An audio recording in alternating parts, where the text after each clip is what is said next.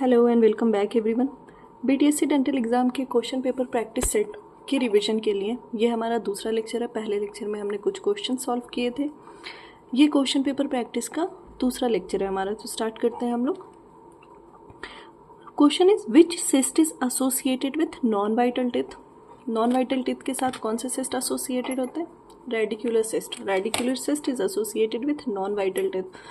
Earliest sign of radiation caries is Earliest sign of radiation carries is demineralization at CEJ. Earliest sign है ये radiation carries का। A punched out radiolucency in skull is seen in punched out radiolucency skull में किस condition में हमें देखने को मिलेगा? Multiple myeloma में। Which syndrome is associated with multiple basal cell carcinoma and OKC? Odontogenic keratocysts. Gorlin-Gorz syndrome. Which syndrome is associated with multiple basal cell carcinoma and OKCs? Gorlin-Gorz syndrome is associated. In a hemangioma, which cells are increased? Hemangioma के case में कौन सा cell बढ़ जाता है? Endothelial cells. Which of the following is a clinical feature of amelogenesis imperfecta? Amelogenesis imperfecta के clinical features क्या हैं? Enamel is thin and discoloured, ये इंपॉर्टेंट है। The tongue condition associated with fissured and groove is called scrotal tongue, ये भी important है। The tongue condition associated with fissured and groove is called scrotal tongue. Epulis fissuratum is associated with ill fitting dentures. Erythema migrans is another name for geographic tongue। और हमने पढ़ा था geographic tongue के बारे में बहुत अच्छे से, किसका नाम geographic tongue क्यों है या फिर erythema migrans क्यों है। The causative organism for denture stomatitis is usually Candida albicans। causative agent denture stomatitis के लिए Candida albicans होता है। Pain in TMJ during mastication is seen in TMJ during mastication is seen in TMJ dysfunction syndrome. Cotton wool appearance on radiograph is seen in Paget's disease। cotton wool appearance radiograph में किस disease में आपको देखने को मिलेगा? Paget's disease में। Onion skin appearance in jaw radiograph is typically found in Ewing's sarcoma। Onion skin appearance in jaw किस में देखने को मिलेगा हमें? Ewing's sarcoma में। Best imaging modality to evaluate TMJ disc position MRI। Best imaging modality to evaluate the TMJ position, TMJ की disc position MRI। White patch that can't be scraped off or diagnosed clinically is called leukoplakia। Well-defined radiolucency with radiopaque flex is seen in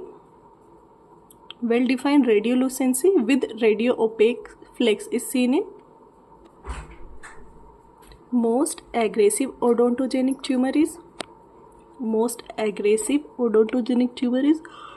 ameloblastoma।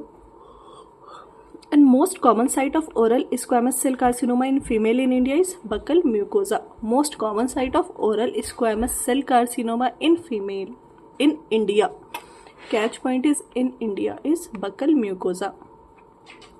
A dome-shaped radio-opacity on maxillary sinus floor is likely retention pseudocyst। A dome-shaped radiolucency on maxillary sinus floor is likely retention pseudocyst। Cobblestone appearance of oral mucosa is seen in Crohn's disease।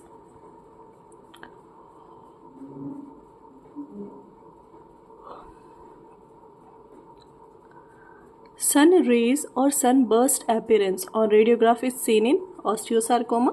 ठीक है, sun rays या sunburst appearance आपको देखेगा radiograph भी किसमें? Osteosarcoma में।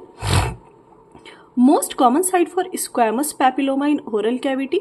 Oral cavity में squamous papilla का सबसे कॉमन साइट क्या है? टंग। Inflammatory papillary hyperplasia is associated with maxillary complete denture. Inflammatory papillary hyperplasia is associated with maxillary complete denture. Bence Jones proteins are found in, Bence Jones proteins जो है ना वो आपको multiple myeloma के patient में या मल्टीपल माइलोमा के case में देखने को मिलता है. Bence Jones protein. Histological pattern of Swiss cheese appearance is seen in adenoid cystic carcinoma. Swiss cheese appearance histologically हमें एडिनॉइड सिस्टिक कार्सिनोमा में देखने को मिलेगा.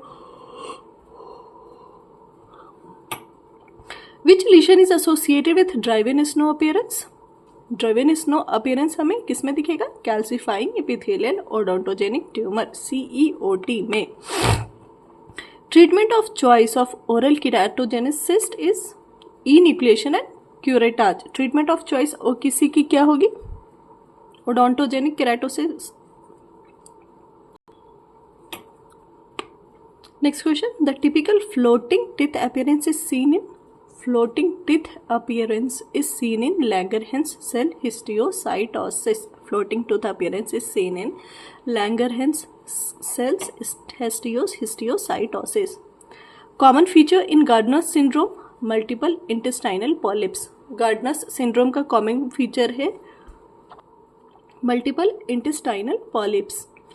Most common site of mucocele is lower lip. म्यूकोसील और रेन्यूला हम लोगों ने कल या परसों ही पढ़ा था. Most common site for mucocele is lower lip. Oral lesions with lace like white striations are lichen planus. Oral lesions जिसमें लेस लाइक वाइट स्ट्राइएशंस देखने को मिलेगा हमें, lichen planus. Anterior open bite with enlarged tongue is seen in acromegaly. Anterior open bite with enlarged tongue. एक तो anterior open bite है patient में, उसके साथ साथ टंग भी उसके इनलार्ज्ड है. ऐसा इन सब में से किस में देखने को हमें मिलेगा? एक्रोमेगाली में.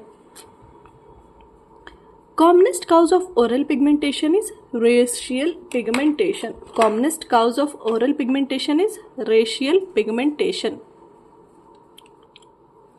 Soap bubble appearance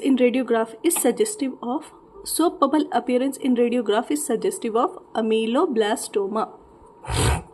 देख रहे हैं आप लोग कॉमन पैटर्न, अमीलोब्लास्टोमा, CEOT, COT, इन सब पे क्वेश्चन है ही. तो इन सारे जो टर्म्स हैं, केसेस हैं, इनको आप छोड़ के मत जाना, बहुत अच्छे से समझ के जाना.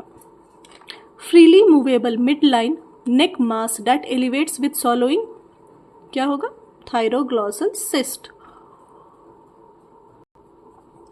Oral lesion of secondary syphilis is mucosal patch. Bilateral swelling of parotid gland is commonly seen in mumps. Mumps में क्या होता है? Parotid gland की bilateral swelling होती है. Ground glass appearance of jawbone is typical of fibrous dysplasia. Fibrous dysplasia में क्या होगा? Ground glass appearance होगा jawbone का. Fibrous dysplasia में ground glass appearance होगा jawbone का. Next is actinomycosis present with multiple draining sinuses with sulfur granules. Actinomycosis में multiple draining sinuses with sulfur granules. Multiple draining sinuses with sulfur granules हमें देखने को मिलेगा. Primary herpes infection presents as, primary herpes infection किस form में हमें present होता है, दिखता है? Gingivostomatitis with vesicles and ulcers. Primary herpes infection presents as gingivostomatitis with vesicles and ulcers. Which of the following is a precancerous lesion among them? Squamous cell carcinoma is oral cancer, erythroplakia, leukoplakia, lichen planus and fibroma. इन सब में precancerous lesion is erythroplakia. A dome-shaped yellowish lesion on the palate of a newborn is Epstein pearl. एक newborn baby के palette पे एक dome shaped yellowish लीशन जो आपको देखने को मिलेगा उसे आप कहोगे Epstein pearl. Dental finding in cranial dysplasia is delayed eruption and supernumerary teeth. Cleidocranial dysplasia में आपको क्या देखने को मिलेगा? Delayed eruption and supernumerary teeth. Most common odontogenic cyst is radicular cyst. Most common odontogenic cyst is radicular cyst. Which of the following is a non-odontogenic cyst? Nasopalatine duct cyst is a non-odontogenic cyst. Nasopalatine duct cyst is non-odontogenic cyst. और सबसे common odontogenic cyst radicular cyst.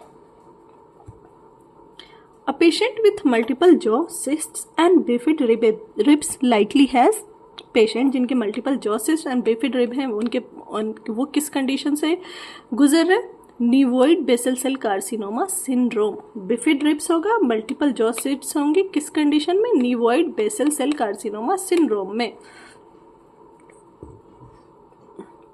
In vitamin C deficiency oral manifestation is swollen bleeding gums. Vitamin C के condition में क्या होगा? swollen bleeding gums. Stroke-led aspirate from a cyst suggests dentigerous cyst. किसी एक cyst के जब की एस्पिरेशन की गई तो उसमें से एक stroke-led fluid निकला, तो वो किस cyst का सजेस्टिव होगा? dentigerous cyst का.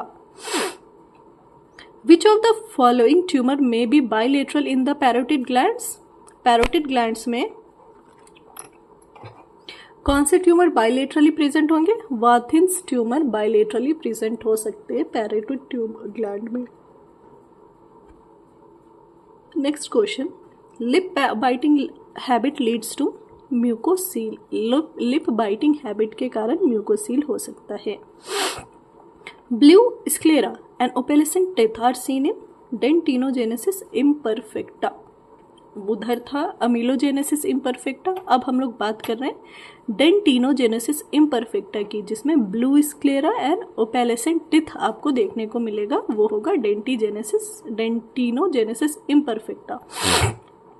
अ painless bony hard swelling at the mid line of palate is torus palatinus. एक पेनलेस बोनी हार्ट स्वेलिंग होगा जिसकी वजह से हमें अपने पूरे डेंचर में कुछ चेंजेस लाने पड़ेंगे या उसे सर्जिकली एक्सरसाइज करना होगा उसके साइज के बेसिस पे. तो वो क्या है? Torus palatinus. Rapidly growing soft tissue mass with ulceration in a child suggests. Rapidly growing soft tissue mass with ulceration in a child suggest rhabdomyosarcoma. Most common radiographic feature of a cyst unilocular radiolucency with corticated margin. Most common radiographic feature क्या होता है किसी भी cyst का? यूनिलोक्युलर रेडियोलुसेंसी आपको मिलेगी और कॉर्टिकेटेड margin होगा. Histological feature of pyogenic granuloma is histological features of pyogenic granuloma is immature granulation tissues. Histological feature क्या होगा पायोजेनिक ग्रैनुलोमा की? आपको क्या दिखेगा उसमें? इमैच्योर ग्रैनुलेशन टिश्यूज दिखेंगे. Tooth related swelling with eggshell cracking suggests amyloblastoma. Tooth related swelling with eggshell cracking of bone suggests amyloblastoma.